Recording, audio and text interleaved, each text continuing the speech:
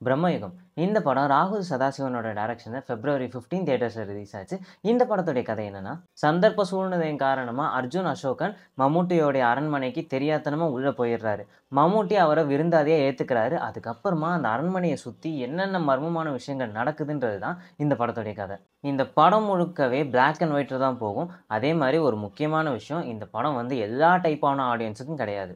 நீங்க சினிமாவ ரொம்ப ரொம்ப விரும்பி பார்ப்பீங்க. நீங்க ஒரு மிஸ்ட்ரி த்ரில்லர் ஃபேன்ஸா இருந்தீங்கன்னா, உங்களுக்கான படம் தான் இது.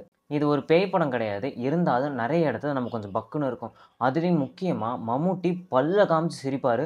அவர் ஒரு ஒரு வாட்டி சிரிக்கும்போதும் நமக்கு உள்ள பக்கு பக்குன்னு இருக்கும். இந்த படத்துல ஒரு 95% வெறும் 3 கேரக்டர்ஸ சுத்தியே தான் கதை போய்க்கிட்டு இருக்கும். இதுல மம்முட்டியும், அர்ஜுன் அசோகனும் சூப்பரா நடிச்சிருப்பாங்க. அதுலயும் முக்கியமா ஒரு கோழி கால மம்முட்டி சாப்பிட்டுட்டு இருப்பாரு. அந்த சீன பார்க்கும்போதே கொஞ்சம் லைட்டா திக்குன்னு தான் இருக்கும். நீங்க இதுக்கு முன்னாடி சத்யஜித் ரே, அகிரா குரோசவா இவங்க படம்லாம் பார்த்துருந்தீங்கன்னா தெரிஞ்சிருக்கும். படம் முழுக்க பிளாக் அண்ட் ஒயிட்லயே தான் இருக்கும். இந்த மாதிரியான படங்கள தியேட்டர்ல பார்க்கணும்னு ரொம்ப நாளா ஆசை.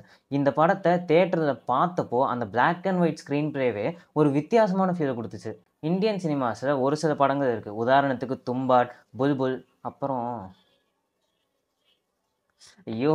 ஏதோ ஒரு படம் ஞாபகம் வர மாட்டேங்குது. அந்த மாதிரியான படம் வரிசைகள்ல இதுவும் வந்து சேரும். இந்த படத்த பார்த்து முடிக்கிறப்போ, ஒரு ஒரு சினிமா லவர்ஸ்க்குமே இது தான்டா படம்ன்ற மாரி ஒரு ஃபீல் கண்டிப்பா வரும். இந்த படத்துல அடல்ட் கன்டென்ட் பெருசா எதுவும் வராது. ஆனா ஒரு 2 சீன்ல மட்டும் செட்யூஸ் பண்ற மாரி இருக்கும். அதுவும் ரொம்ப பெருசா தான் வராது.